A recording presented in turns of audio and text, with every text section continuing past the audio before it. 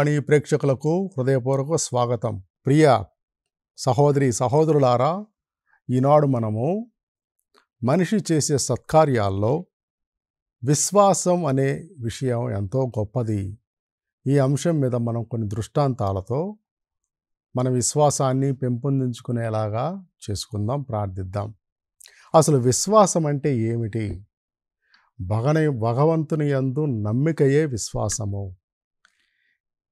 ఆ ప్రభువును నమ్మి అతనిని ఆశ్రయించడమే విశ్వాసము. కనుక నమ్మిక అనేది లేకపోతే దేవుని యందు భక్తి అనేది అసలు కుదరదు. ప్రస్తుతం దేవుణ్ణి మనం కంటితో చూడలేం. కేవలం విశ్వాసం ద్వారానే ఆయన మనం చూడగలము, మనము అంగీకరించగలము. భగవంతుని నమ్మిన వాళ్ళకి ఈ జీవితంలో సుఖదుఖాల ద్వారా అతడు రోజు రోజుకి అనుభవానికి వస్తూనే ఉంటాడు. ఈ సందర్భంగా కొంతమంది దృష్టాంతాలను మనం తీసుకుంటే వాళ్ళ విశ్వాసం ఎంత గొప్పదో తెలుస్తుంది, మనకు స్ఫూర్తినిస్తుంది. మొట్టమొదటిగా విశ్వాసానికి తండ్రి లాంటి వాడు, ఆద్యుడు ఎవరంటే అబ్రహాము. ఈ అబ్రహాము విశ్వాసం ఎంత గొప్పదంటే ఆయన విశ్వాసములో 3 మెట్లు ఉన్నాయి. మొదటి మెట్టు ఏమిటంటే అబ్రహాము కాల్దియా దేశపు నివాసి. కానీ దేవుడు ఆయన్ని పిలిచాడు, ఆయన్ని ఎన్నుకున్నాడు, పిలిచి తనను వెంబడించమన్నాడు. అందుకని ఆయన అన్నీ వదిలి దేవుని వెంబడించాడు. ఉన్న భూములను, సమస్త ఆస్తిపాస్తులు అన్నింటిని వదులుకొని దేవుని వెంబడించాడు. ఆ దేవుడు ఎవరో కూడా తెలియదు, ఎలా ఉంటాడో కూడా తెలియదు, ఏ విధంగా తనను నడిపిస్తాడో కూడా తెలియదు. కానీ ఆయన మీద భారం వేసి దేవుని వెంబడించాడు. అది విశ్వాసములో మొదటి మెట్టు. ఇక రెండవ మెట్టు 15వ అధ్యాయం 5-6 వచనాల్లో ప్రభు ఒకసారి అబ్రహామును తీసుకువెళ్ళి ఆకాశంలో చుక్కలు, సాగర తీరంలోని ఇసుక రేణువుల కంటే కూడా నీ సంతానాన్ని వృద్ధి చేస్తాను, విస్తారంగా సంతానాన్ని ఇస్తానని ఒక గొప్ప అతిశయోక్తితో కూడినటువంటి వాక్యం పలికాడు. పలికినప్పుడు అబ్రహాం మొట్టమొదట నమ్మలేదు. ఎందుకంటే అప్పటికే ఆయన పెద్దవాడు, ముసలివాడైపోయాడు. తన భార్య కూడా ముసలిదైపోయింది, శారయి. కానీ దేవుడు అంటున్నాడు, సముద్ర తీరమందు ఇసుక రేణువుల కంటే ఎక్కువగా, ఆకాశమంది నక్షత్రాల కంటే ఎక్కువగా నీకు సంతానాన్ని దయచేస్తాను అంటున్నాడు. వెంటనే ఆయనకు ఒక సామెత గుర్తుకొచ్చి ఉంటుంది. ఆలు లేదు, చూలు లేదు, కొడుకు పేరు సోమలింగం అన్నట్టు. తన వృద్ధుడు, శారయి కూడా వృద్ధురాలు, ఇప్పుడు సంతానం ఏంటి? కానీ దేవుడు వాగ్దానం ఇలా ఉంది. అయినా కానీ దేవుణ్ణి నమ్మాడు. అది విశ్వాసంలో రెండవ మెట్టుగా చెప్పుకోవచ్చు. ఇక మూడవ మెట్టు, అన్నిటికంటే కఠినమైనటువంటి మెట్టు, అదేమిటంటే ఆదికాండం 22వ అధ్యాయము 11వ వచనం నుండి 13వ వచనం వరకు చూసుకుంటే దేవుడు వాగ్దానం చేసినట్లుగా అబ్రహాముకు ఒక సంతానం కలిగింది. ఇస్సాకు పుట్టాడు. ఆ ఇస్సాకు లేక కలిగినటువంటి బిడ్డను చూసుకొని అబ్రహాము మురిసిపోయాడు, సంతోషించాడు. ఆ బిడ్డ కూడా ఎంతో చక్కగా పెరుగుతూ ఉన్నాడు. అయితే ఒకరోజు దేవుడు పిలిచి, అబ్రహామా, నీ ఇస్సాకును, నీ బిడ్డను నాకు బలి ఇవ్వు అని చెప్పాడు. అబ్రహాము అడగలేదు, ఏంటి ప్రభువా ఇదంతా, అసలు ఇప్పుడు దాకా ఊరుకున్నాను కానీ ఎలా ఊరుకోగలను చెప్పు, ఇంతకాలం నా నిరీక్షణ ఫలించి నా బిడ్డను దయచేశావు, ఇప్పుడు ఆ బిడ్డను బలి ఇవ్వడం ఏంటి ప్రభువా, ఇదేం కోరిక ప్రభువా, నువ్వు నరబలిని కోరవు కదా అని దేవుణ్ణి అడిగి ఉండవచ్చు. కానీ దేవుడు చేసేది ఏదైనా కానీ దైవ నిర్ణయము, అది గొప్ప కార్యం అని అబ్రహాముకు తెలుసు. అందువలన గుడ్డిగా నమ్మాడు, హృదయాన్ని దిటవుపరుచుకున్నాడు. కల్లోల సముద్రంలాగా ఉన్న హృదయాన్ని, చెదిరిపోయిన హృదయాన్ని దిటవుపరుచుకొని, శాంతిపరుచుకొని చివరకు దేవుడు ఆజ్ఞను అమలుపరచడానికి ప్రయత్నించాడు. తన బిడ్డ అయిన ఇస్సాకును తీసుకువెళ్ళాడు బలివ్వడానికి. కానీ ఆ బలివ్వడానికి సంసిద్ధుడై చంపబోయే లోపు, బలి సిద్ధమయ్యి అర్పించబోయే లోపు దేవుని దూత వారించి ఒక పొట్టేలును బలి వస్తువుగా ఇచ్చింది. అంటే అది విశ్వాసంలో మూడవ మెట్టు అబ్రహాముకు. ప్రియ సహోదరి సహోదరులారా, కొన్ని దేవాలయాలు చాలా ఎత్తుగా ఉంటాయి, మెట్లు ఉంటాయి. మనం ఒక మెట్టుకే, రెండో మెట్టుకే, మూడో మెట్టుకే అలసిపోతే అన్ని మెట్లెక్కి దేవుడి దగ్గరికి ఎలా వెళ్ళగలం? మన జీవితంలో ప్రతిరోజు విశ్వాసంలో ఒక మెట్టు లాంటిది. దేవుడు కొన్ని కష్టాలను ఇస్తూ ఉంటాడు. ఆ కష్టాలను దేవుడి యందు విశ్వాసముతో అబ్రహాము వలె అధిగమించి ఆయన యందు ఆశ్రయము, నమ్మకం కలిగి మనం జీవితంలో పయనించినప్పుడు దేవుడి దగ్గరికి చేరగలుగుతాము. విశ్వాసంలో మనం పరిపూర్ణమవుతాము. ప్రియ సహోదరి సహోదరులారా, ఇప్పుడు అబ్రహామును దేవుడు ఇస్సాకును బలియమని కోరినప్పుడు అబ్రహాం అనుకొని ఉంటాడు, ఇదేంటి దేవా, ఆ చేత్తో ఇచ్చి ఈ చేత్తో తీసుకుంటున్నావు, కానీ ఇచ్చేది నువ్వే, తీసుకునేది నువ్వే. అందువలన ఇవ్వడానికి సిద్ధంగా ఉన్నాడు, దైవ చిత్తానికి లోను గావించుకున్నాడు. అందుకనే అబ్రహామును విశ్వాసానికి తండ్రి అంటారు. సంఖ్యాకాండము 21వ అధ్యాయము 8వ వచనము నుండి 9వ వచనం వరకు చూసుకుంటే, ఇశ్రాయేలీయుల గొణుగుడు మామూలుగానే వాళ్ళని, ఇశ్రాయేలీయులను తృప్తిపరచడం చివరికి దేవుడి వల్ల కూడా కాలేదు అంటే అతిశయోక్తి కాదు. కానీ దేవుడు వారికి సర్వం సమకూర్చాడు. ఎందుకంటే వారు ఎన్నుకొన్న జాతి, ప్రజ కాబట్టి. అందుకని ఒక ఫిడ్లర్ ఆన్ ద రూఫ్ అనేటటువంటి ఒక చలనచిత్రంలో ఒక పాలమ్ముకునేటటువంటి ఆ వ్యక్తి, ఆ సినిమాలో హీరో అన్నమాట, ఆయన దేవుడితో మాట్లాడుతూ ఉంటాడు ఆకాశంలో చూస్తూ, ఓ దేవా, అది ఎందుకని అలా జరిగింది, ఇది ఎందుకని ఇలా జరిగింది, అది అలా చేస్తే బాగుండేది కదా, నువ్వెందుకు అలా ఉన్నావు అని చేసి దేవుడితో మాట్లాడుతూ ఉండేవాడు, ప్రార్థన చేస్తూ. ఆయన ప్రార్థన చేస్తూ ఆయన రష్యాలో ఉండే ఒక యూదుడు.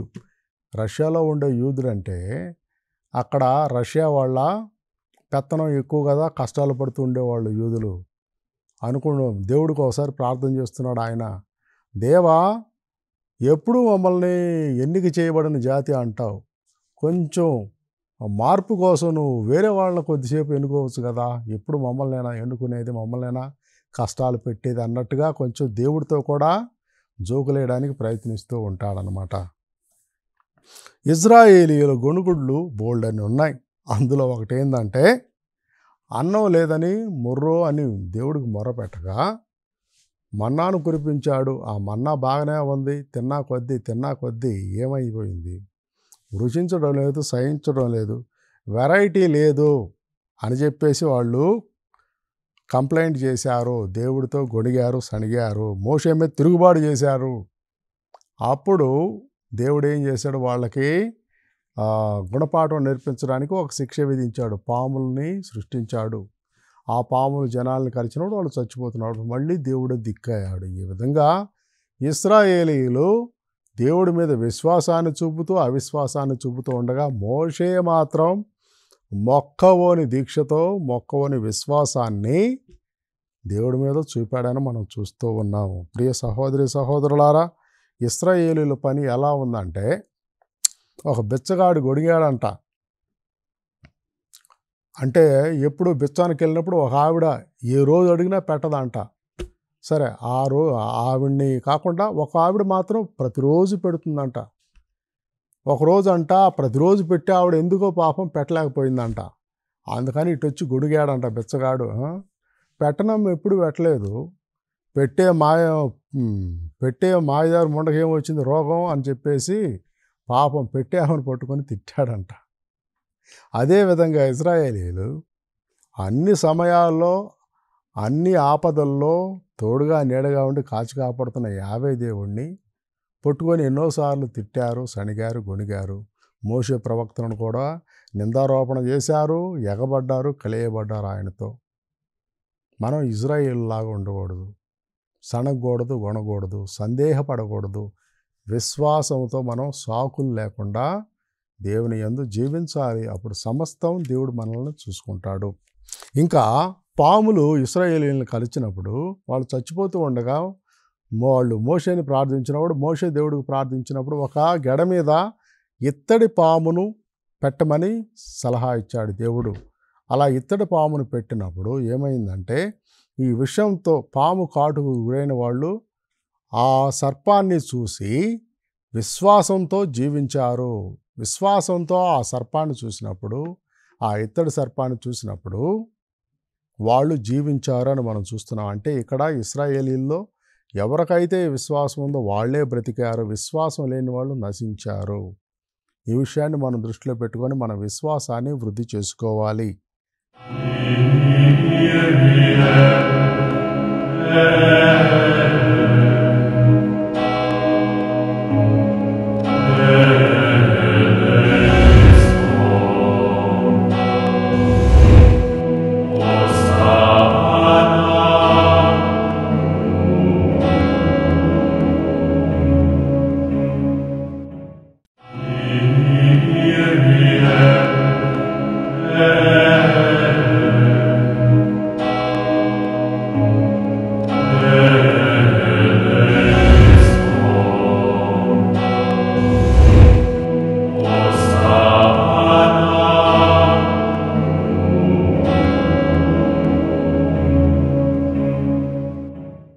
రెండవ రాజుల గ్రంథము 5వ అధ్యాయము 13వ వచనం నుంచి 14వ వచనంలో చూసుకుంటే, నామాను అనే సిరియా దేశపు సేనాధిపతి కుష్ఠవ్యాధి రాగా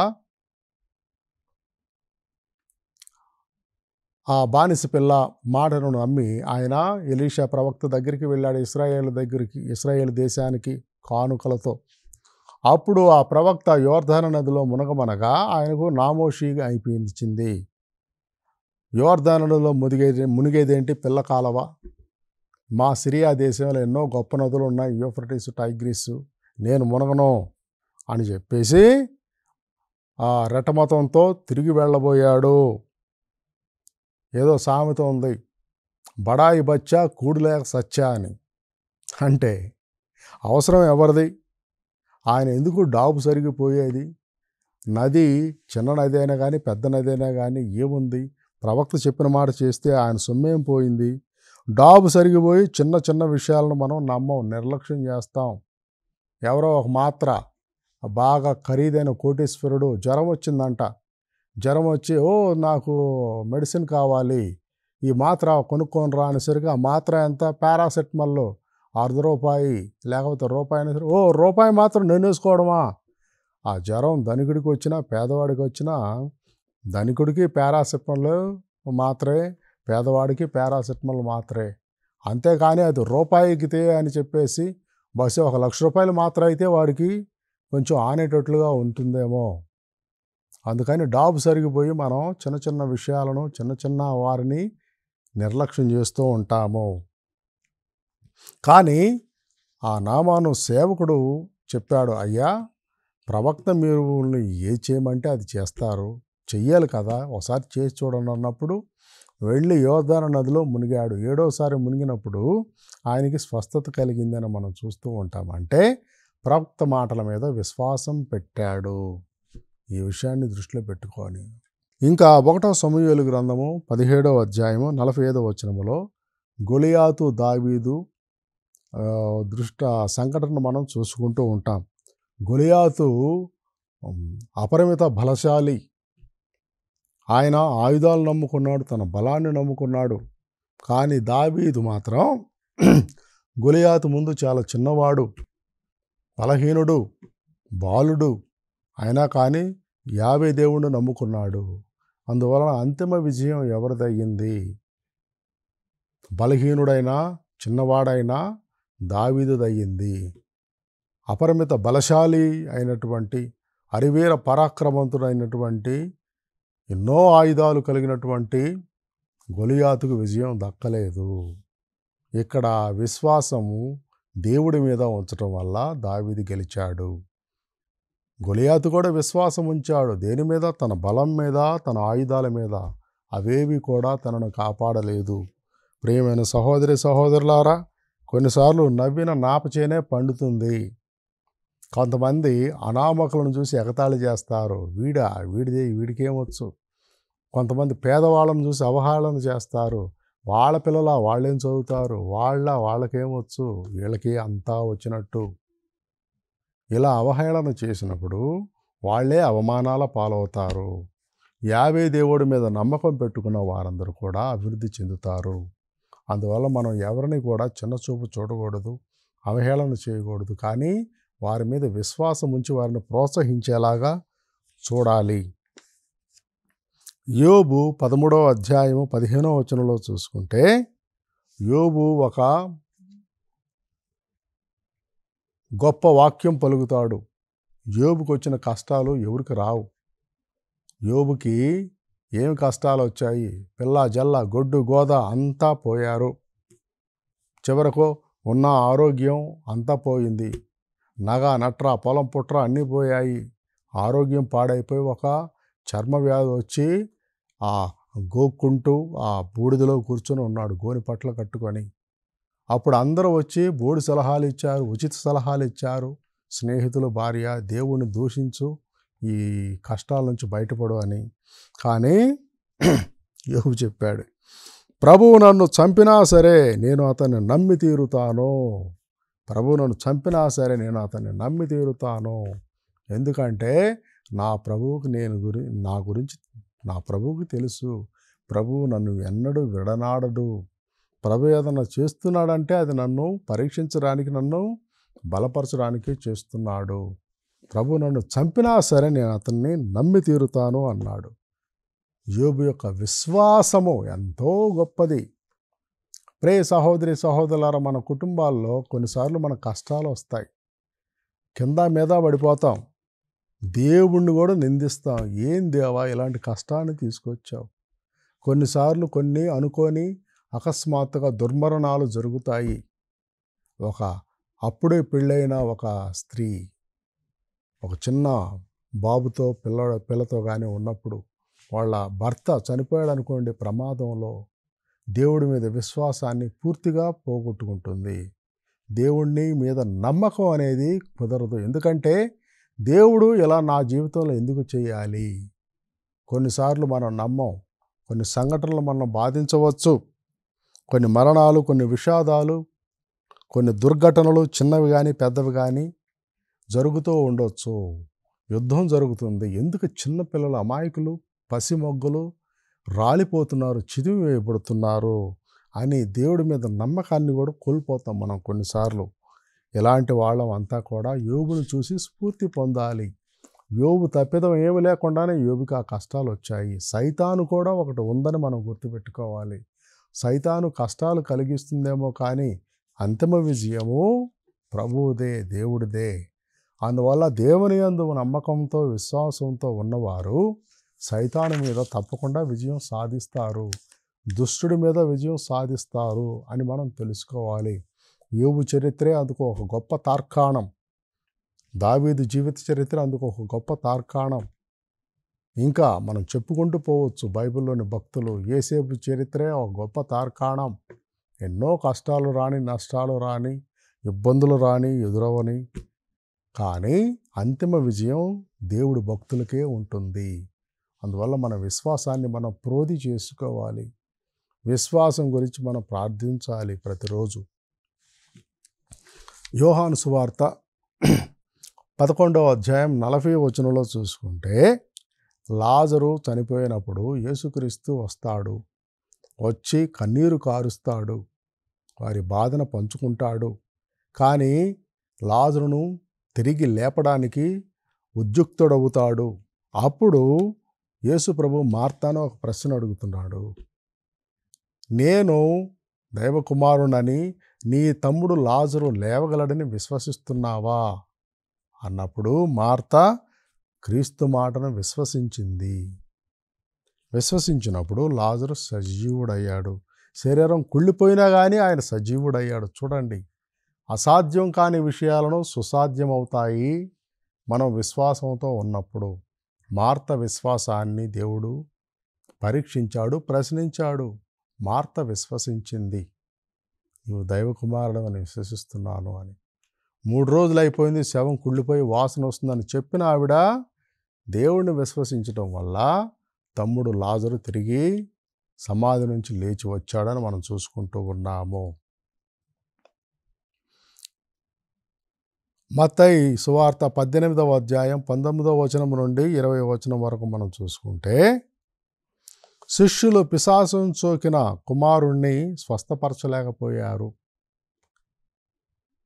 అప్పుడు శిష్యులు అడుగుతారు, మేము ఎందుకని ఆ పిశాచం సోకిన ఆ అబ్బాయిని స్వస్థపరచలేకపోయామంటే, దేవుడు అన్నాడు, మీకు చాలినంత విశ్వాసం లేదు కనుకనే పిశాచం మీ మాట వినలేదు. మన విశ్వాసం తక్కువైనప్పుడు పిశాచం మన మాట వినదంట. అందువల్ల మనం అల్ప విశ్వాసంతో ప్రార్థిస్తున్నామా, లేకపోతే సగం విశ్వాసంతో ప్రార్థిస్తున్నామా? సగం విశ్వాసంతో అల్ప విశ్వాసంతో మనం మాట్లాడుకుంటే పిశాచం మనతో జల్లాటలాడిద్ది. అలా కాకుండా పూర్తి విశ్వాసంతో మనం ప్రార్థించినప్పుడు పిశాచం పారద్రోలబడుతుంది అని యేసు ప్రభు మనకు హెచ్చరిక జారీ చేస్తున్నాడు. ఇంకా మత్తయి సువార్త 14వ అధ్యాయం 30వ వచనం నుండి 31వ వచనం వరకు చూసుకుంటే, యేసు ప్రభు నీటి మీద నడిచినప్పుడు పేతురు కూడా నడవాలనుకుంటాడు. పేతురు ఆరాటం, ఉత్సాహం ఎక్కువ. కానీ ఆ నీటి మీద నడిచినప్పుడు విశ్వాసం తక్కువైపోయింది. అందుకని మునగనారంభించాడు. నన్ను రక్షించు మహాప్రభు అని మొరలిడాడు. అప్పుడు యేసు ప్రభు అవిశ్వాసిగా ఉండకుండా విశ్వాసివై ఉండుము అని పేతురు యొక్క అల్ప విశ్వాసిని గద్దించాడు. యోహాను సువార్త 14వ అధ్యాయం 14వ వచనంలో ఒక బంగారు వాక్యం చెబుతాడు, నా నామమున మీరు ఏది అడిగినను దానిని చేతును, కానీ అది మీ విశ్వాసం ప్రకారమే వస్తుంది. లూకాసు వార్త 7వ అధ్యాయము 9వ వచనంలో శతాధిపతి విశ్వాసము. శతాధిపతి ఏమన్నాడు ప్రభువుతో, ప్రభువా మీరు నా ఇంట ప్రవేశించుటకు నేను యోగ్యుడను కాను, మీరు ఒక్కపాట పలికిన నా సేవకుడు స్వస్థపరచబడును అని గొప్ప విశ్వాసంతో పలికినప్పుడు, ఇశ్రాయేలీలలో కూడా ఇలాంటి విశ్వాసాన్ని నేను ఎప్పుడు చూడలేదని యేసు ప్రభు ఆ శతాధిపతి విశ్వాసానికి కితాబునిచ్చాడు. అటువంటి విశ్వాసాన్ని మనం కలిగి ఉండాలి. ఇంకా యాయీరు కుమార్తెను స్వస్థపరచడానికి ప్రభు వెళ్ళినప్పుడు ఒక రక్తస్రావ వ్యాధితో బాధపడుతున్న స్త్రీ ఆయన అంగి అంచును తాకింది. తాకినప్పుడు ప్రభు ఆమెను చూచి, కుమారి నీ విశ్వాసం నిన్ను స్వస్థపరిచింది అని చెప్పాడు. మన విశ్వాసం ప్రకారం మనకు స్వస్థతలు, వరాలు, దైవ ప్రసాదాలు, ఆశీర్వాదాలు లభిస్తాయి. ప్రియ సహోదరి సహోదరులారా, హబక్కూకు గ్రంథము 2వ అధ్యాయం 4వ వచనం, నీతిమంతుడు విశ్వాసంతో జీవిస్తాడు అని చెబుతూ ఉన్నారు. ఇంకా యోహాను సువార్త 20వ అధ్యాయం 27వ వచనం నుండి 29వ వచనం వరకు చూసుకుంటే, తోమా యొక్క అవిశ్వాసం, కంటితో చూడకుండా విశ్వసించే వాళ్ళు నీకంటే ధన్యులు సుమా అని ప్రభువు కితాబునిచ్చాడు మన గురించి. అంటే మనం కంటితో చూడట్లేదు ప్రభువుని, కానీ విశ్వసిస్తున్నాము. ఈ విశ్వాసము మనలో ఇంకా పెంపొందాలని ఆ దేవుడిని దీన మనస్సుతో వేడుకుందాం. పితా పుత్ర పవిత్రాత్మ నామమున ఆమెన్.